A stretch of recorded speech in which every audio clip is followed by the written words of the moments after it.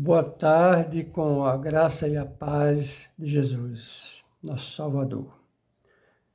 Quero nessa tarde confeccionar mais um vídeo dos que eu já tenho no meu canal do YouTube, uns 20 e tantos vídeos já. E hoje eu vou mostrar nesse vídeo alguma coisa mais profunda, irmãos.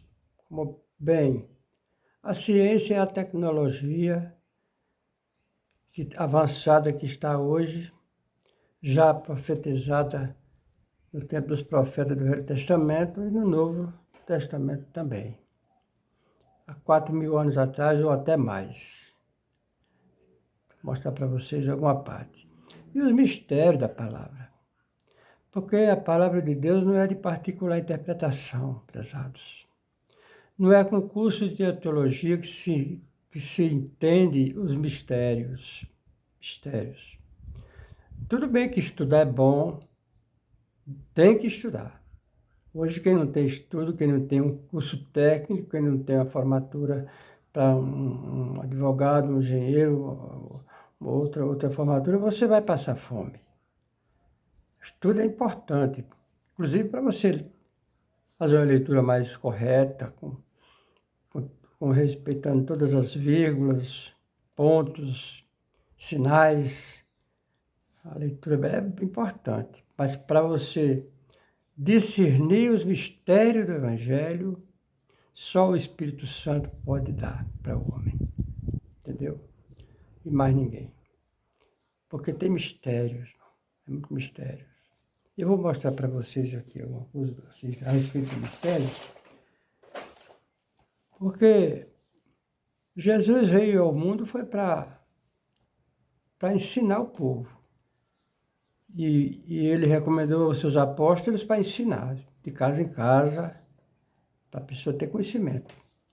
Não é você pegar uma pessoa sem conhecimento e levar num tanque de batismo e batizar, e aí ele vai se virar aí, vai assistir os cultos, mas não tem mais quem ensine nada.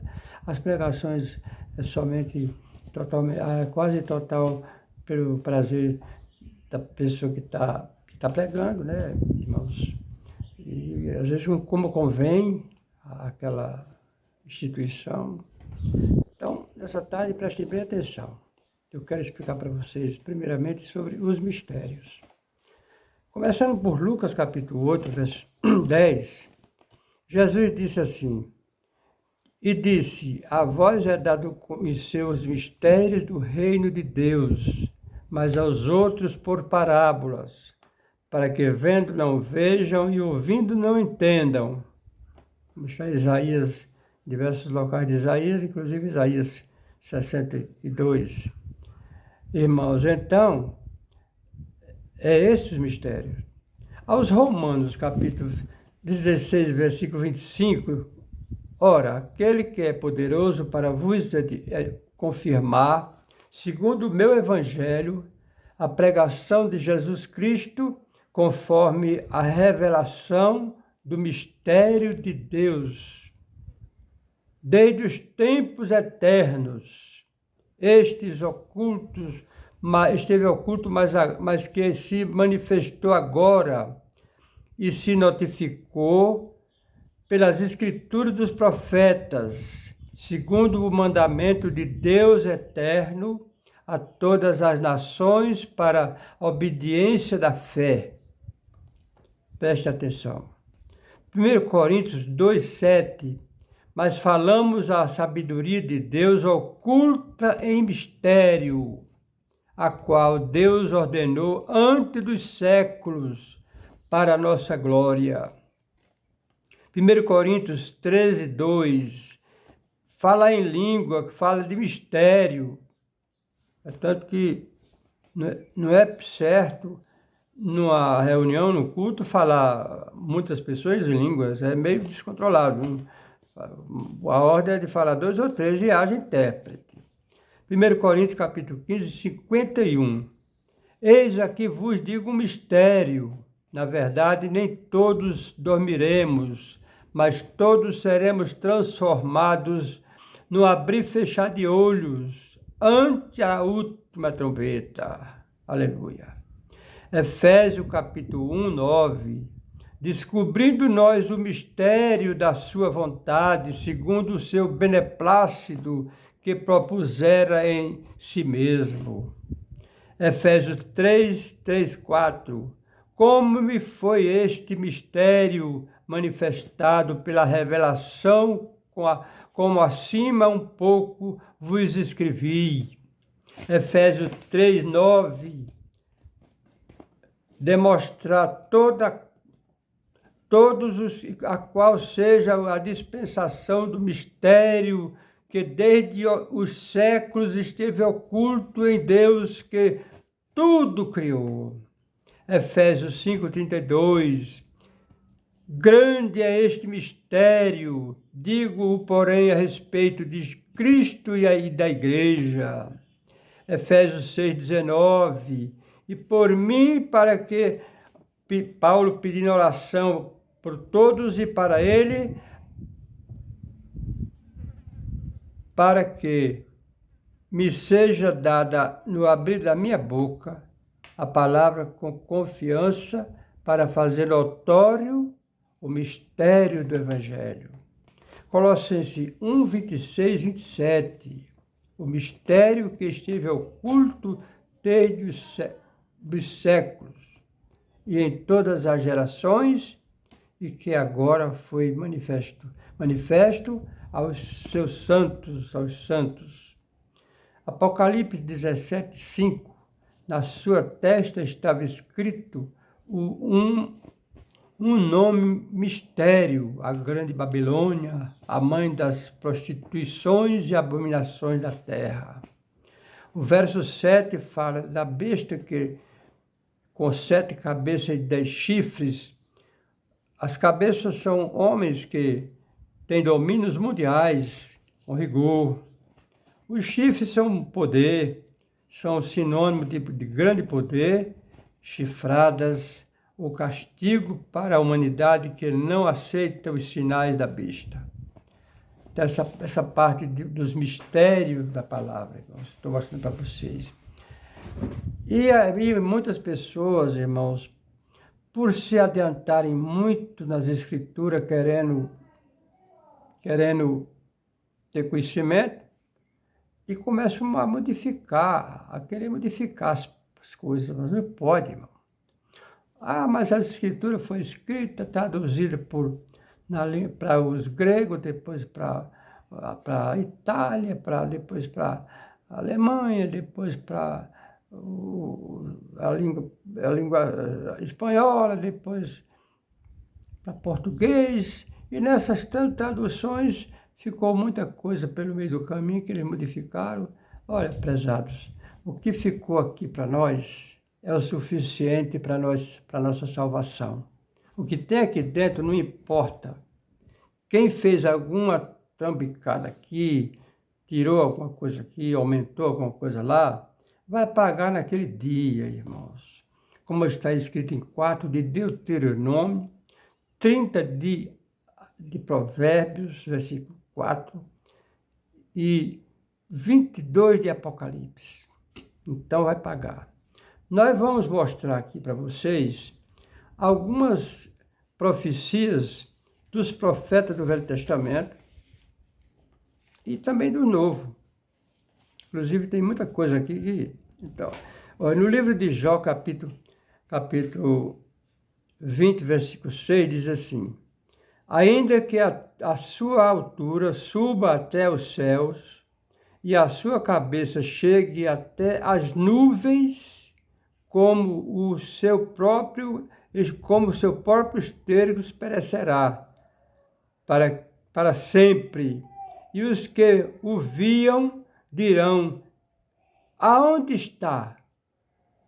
Pereceu. Ele quer subir. Eles querem saber o que tem nas estrelas, nos planetas, e já mandaram sondas, já foi algumas naves, eles começaram em 61 a fazer pesquisa aqui para cima no universo, e enviaram várias missões, mas só foram descobrir a pousar na Lua em 1969. De lá para cá, ninguém sabe, ninguém vê mais falar, porque aí é uma coisa, é um mistério, viu, irmão? Então, no Salmo 8, versículo 2 e 3, diz assim: quando vejo os teus céus, obra dos teus dedos, e a lua e as estrelas que preparastes, quem é o homem o mortal para que o lembres deles? E o filho do homem para que o visite? Está dizendo que não tem condição de o filho do homem ir lá, pousar na Lua, em Marte, em Júpiter, em Saturno, Netuno, na Lua. Aí a questão deles, eu estou só mostrando aqui. Não vamos fazer questão sobre isso, que se for, for, mas que aqui está assim. Aí em Isaías capítulo 14, versículo 13 e 14, diz assim: e tu dizia no teu coração, eu subirei ao céu, acima das estrelas de Deus, e exultarei o meu trono, e no monte da congregação me assentarei, da banda dos lados do norte. Mas de lá ela foi jogada para a terra. Que é coisa séria, viu, irmãos? É muito, muito profundo. Presta bem atenção. Em Obadias capítulo 4, Obadias só tem um capítulo, verso 4, diz assim: se te elevares como águia e puseres o teu ninho entre as estrelas, dali te derribarei, diz o Senhor. Não pode, não pode. Amós capítulo 9, verso 2 diz assim: ainda que cavem até os infernos, a minha mão os tirará dali.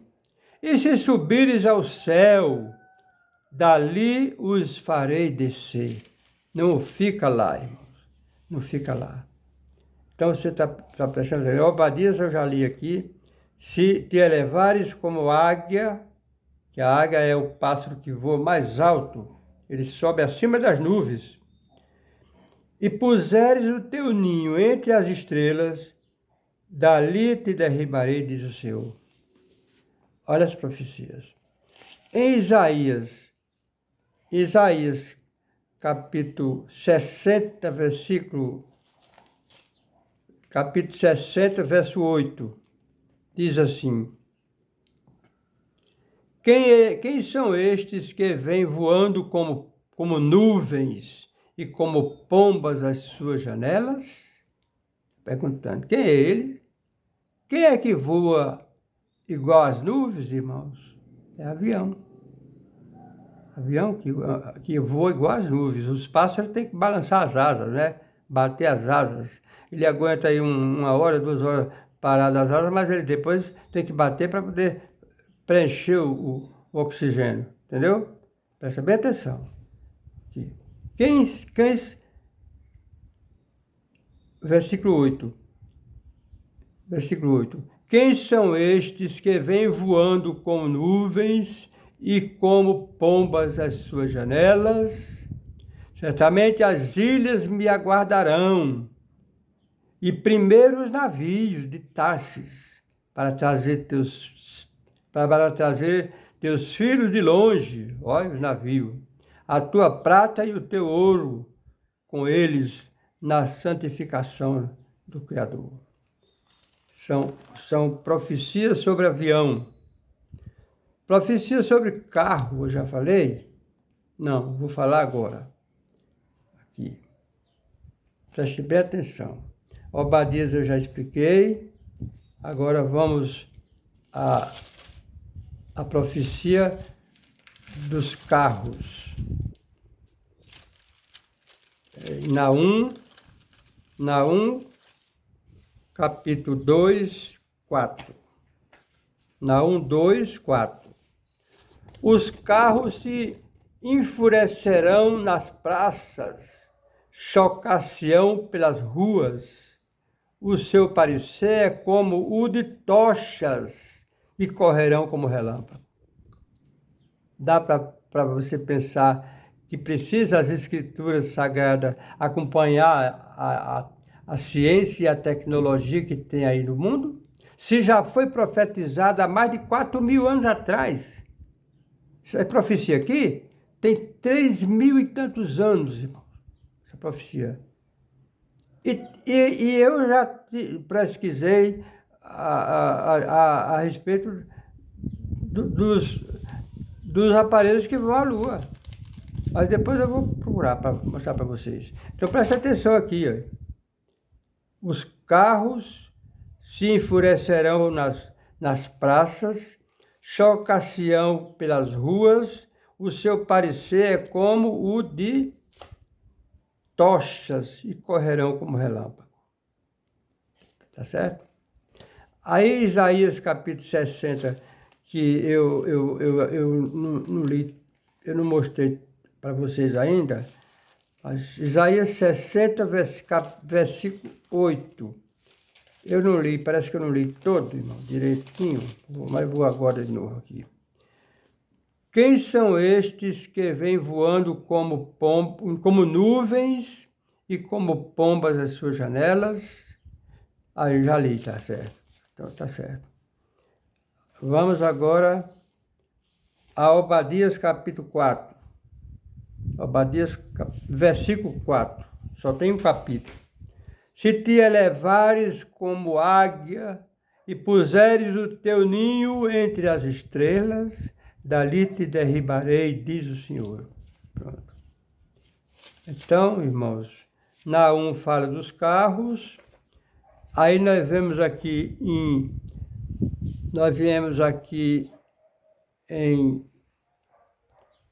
2 Pedro, capítulo 20, capítulo 1, 20.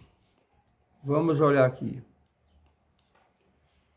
20 e 21. Porquanto se depois de terem... Peraí. 2 Pedro, versículo 20. Versículo 20. Vamos começar do 19. Temos muito firme a palavra do... Vamos ler mais um pouco atrás, um pedaço do contexto todo, porque não é bom ler um versículo esporádico, porque tem outros para frente. Porque não vos fizemos saber a virtude e a vinda de nosso Senhor Jesus Cristo, segundo fábulas artificialmente compostas. Fábulas artificialmente compostas, que tem muita gente mostrando o Evangelho sobre fábulas, totalmente composta. Mas nós mesmos vimos a sua majestade. Porquanto ele, Jesus, recebeu de Deus Pai honra e glória, quando da magnífica glória lhe foi dirigida a seguinte voz: Este é o meu Filho amado, em quem me tenho comprazido. E ouvimos esta voz dirigida do céu, estando nós com ele no Monte Santo, e temos muito firme as palavras dos profetas, a qual bem fazeis em estar atentos. Olha, atentos, irmãos. Como a uma luz que alumia em lugar escuro, até que o dia esclareça e a estrela da alva apareça em vossos corações. Sabemos primeiramente isto, que nenhuma profecia da Escritura é de particular interpretação, porque a profecia nunca foi produzida por vontade de homem algum, mas os homens santos de Deus falaram, inspirados pelo Espírito Santo. Então, essa é a explicação da verdadeira graça, do verdadeiro Evangelho, porque a Escritura é falsificada por muitas pessoas. eles ocultam a verdade e pregam somente aquilo que convém a eles. E nós não podemos esconder nada, aí tem que ensinar o evangelho da salvação. Nós somos um corpo vivo, irmãos. A igreja de Jesus é um corpo munido dos seus membros, como se fosse uma pessoa que temos mais de 400 pedacinhos de juntas de membros no nosso corpo, formando um organismo completo, com todas as forças e ligaduras para poder andar e ser guiado pelo cérebro que está na cabeça. E o nosso cérebro que nos guia é Jesus, o nosso Salvador. O cérebro da igreja está lá em cima no céu. A igreja está aqui na terra. Fundada em Atos 2, no ano 33 da vinda de Jesus, 50 dias após a morte e ressurreição de Jesus, como ele tinha anunciado em Mateus 16, versículo 18, sobre esta pedra edificarei a minha igreja e as portas do inferno não prevalecerão contra ela. E quando foi edificarei, quer dizer, ele não edificou a igreja antes de morrer. Teve que morrer, derramar o seu sangue para comprar nossas almas. Nós fomos comprados por bom preço, como está escrito em 1 Coríntios, capítulo 4. Bom preço, irmãos. Preço de sangue, nós fomos comprados. Então, a igreja é um organismo vivo, não é um templo de tijolo e pedra e ferro, não. A igreja de Jesus é um grupo de pessoas reunidas no lugar, todos em comunhão com Deus, ali é a igreja. Entendeu? Essa placa de igreja vem talvez de Lutero, não sei, não pesquisei não, mas deve ser de Lutero para cá que criaram essa parte de igreja. Igreja templo, igreja de um prédio. Mas a igreja de Jesus, irmãos, é um organismo vivo. Temos centenas de explicações nessa parte. Que nós somos o templo e a morada do Espírito Santo de Deus. Tá vendo? Lá em João capítulo 14, versículo 23, Jesus falou: aquele que me ama, guardará a minha palavra, e meu Pai o amará, e viremos para ele e faremos nele morada. Glória a Deus nas alturas. Então, quer dizer que o Espírito Santo mora dentro dos nossos corações? Claro e evidente. Mas eu sou tão fraco, eu não tenho nem obras assim tão suficientes. Não tem problema. Você é fraco porque todo homem comete alguma fraqueza. Lá na Epístola 1 de João, lá está escrito que aquele que disser que não tem pecado é mentiroso. Mas nós estamos caminhando para a perfeição. A cada dia vai lapidando, igual uma pedra de ouro. Você vê uma pedra de ouro tirada do garimpo, ela vem toda cheia de lama, de ferro, de tanta coisa que ninguém que acredita que aquilo ali é ouro. Mas os especialistas conhecem. Aí ele vai lá trabalhar naquela pedra, fazer toda a limpeza, depois vai misturar com outros ingredientes, um pouco de cobre, para poder botar naquela frivura e vai tirar dali de dentro uma barra de ouro pura, que você nunca vai dizer que era aquela pedra, cheia de sujeira.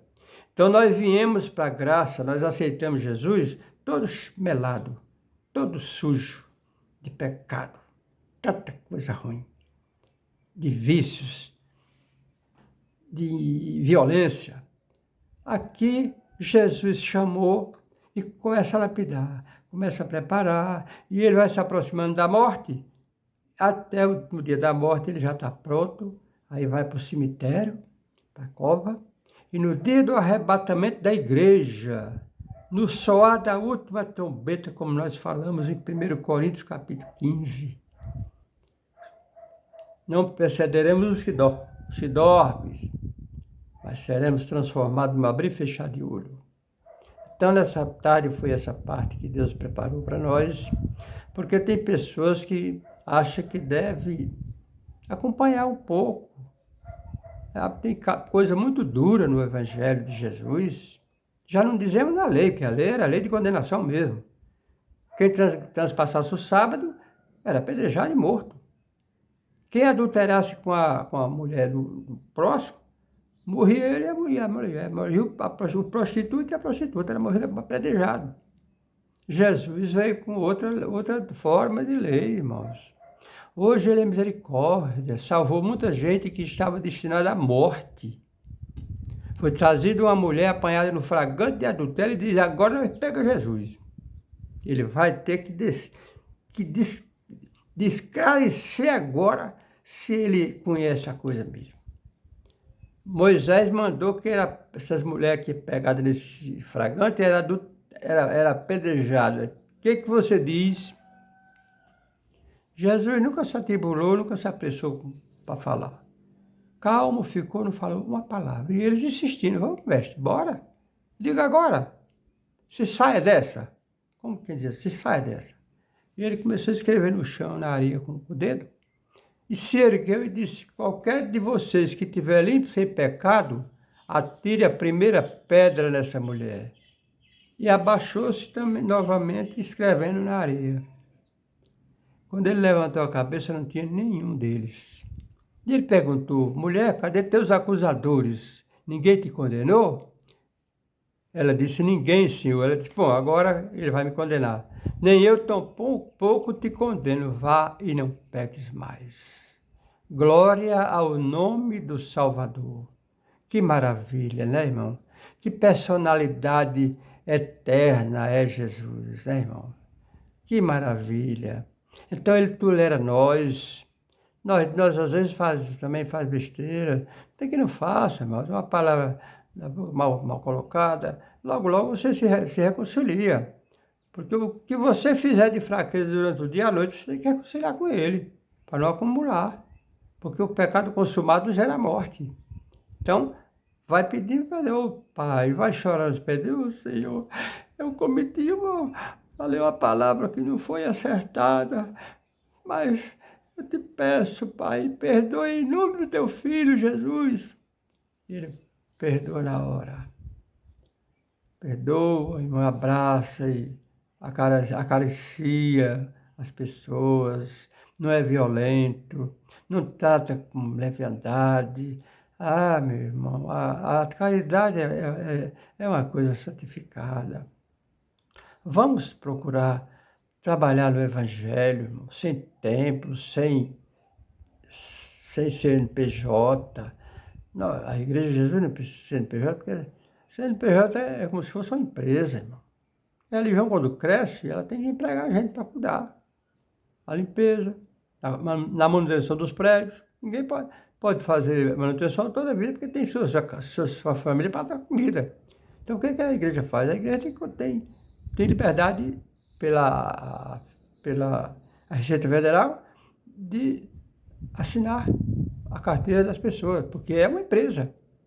A Igreja de Jesus não faz isso. Por que não faz?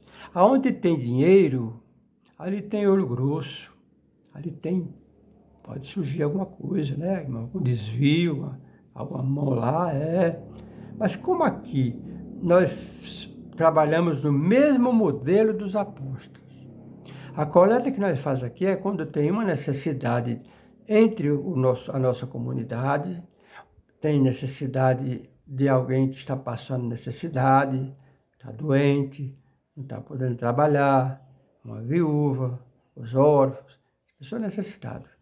Nós juntamos o nosso grupo em um dia de um trabalho e faz uma coleta específica para aquela necessidade. Arrecade o que arrecadar, é para levar todo para aquela pessoa. Ou para as 2, ou 3, ou 4, ou 5 que estão passando necessidade. Então, essa oferta é feita e distribuída por necessitados. Pronto, aí não tem agora necessitado, nós também não vamos fazer coleta agora. Se nós reúne na casa de uma pessoa e a energia está atrasada, nós fazemos uma arrumação ali e paga a energia daquela pessoa. Então, irmãos, é bem facinho da gente entender. Nós se congrega debaixo de um pé de pau, em um salão, numa garagem, no escritório, e onde tiver 2 ou 3 reunidos em nome de Jesus, ele falou que estaria em nosso meio, em Mateus capítulo 18, versículo 20. Queremos agradecer a Deus por esse vídeo maravilhoso e vamos encerrar em nome de Jesus. Amém? Terminamos com a graça e a paz de Jesus para todos. Amém.